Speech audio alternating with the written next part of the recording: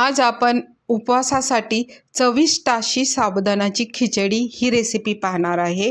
तर त्यासाठी रात्री मी 1 वाटी साबुदाणा भिजायला घातला होता। सकाळ उठून बघा डबल फुलला आहे, अगदी मस्त भिजलेला आहे।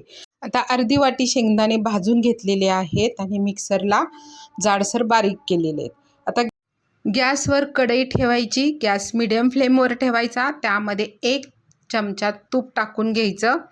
आता 2 मीडियम आकाराचे बटाटे मी उकडून घेतलेले आहेत आणि ते असे चाकूनी कट करून त्यामध्ये टाकलेले आहेत। आता त्याच्यामध्ये चवीनुसार थोडंसं मीठ टाकायचं, म्हणजे आपल्या बटाट्याला पण टेस्ट चांगली येईल।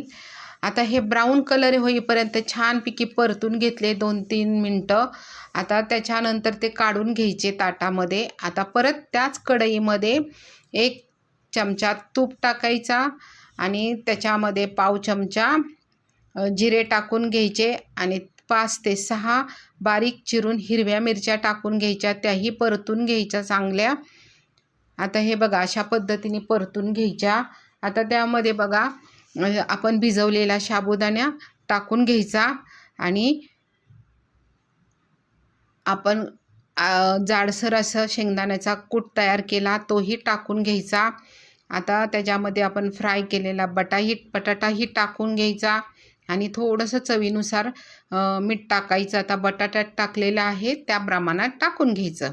आता हे सर्व पहिल्यांदा मिक्स करायचं आहे। आपण गॅस मीडियम फ्लेमवरच ठेवलेला आहे। छान परतून घ्यायचं, चांगला 3-4 मिनटं परतून घ्यायचं आहे। हे बघा अशा पद्धतीने आपला साबुदाणा मस्त झालेला आहे। आता त्याच्यावर अर्धा चमचा अजून तूप टाकायचं आणि 1 अर्ध लिंबू आहे ना ते पिळून टाकायचं, म्हणजे आपल्या खिचडीला खूप चांगली टेस्ट येईल।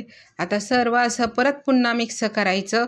तुम्ही जर हा व्हिडिओ पाहत असाल तर एक लाईक करा, तसेच सबस्क्राईब करा। आता मस्त असा आपला त्याच्यावर आता 5 मिनटं झाकून ठेवायचं स्लो फ्लेमवर। आता वाफ चांगली आलेली आहे आणि आपला साबुदाणा ही खिचडी पण छान झालेली आहे। आता हे बघा परत एकदा परतून घ्यायचं आहे।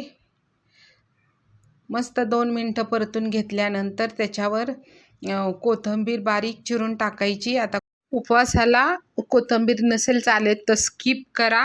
तुम्हाला ही खिचडीची रेसिपी कशी वाटते हे कमेंट्स करून सांगा। धन्यवाद।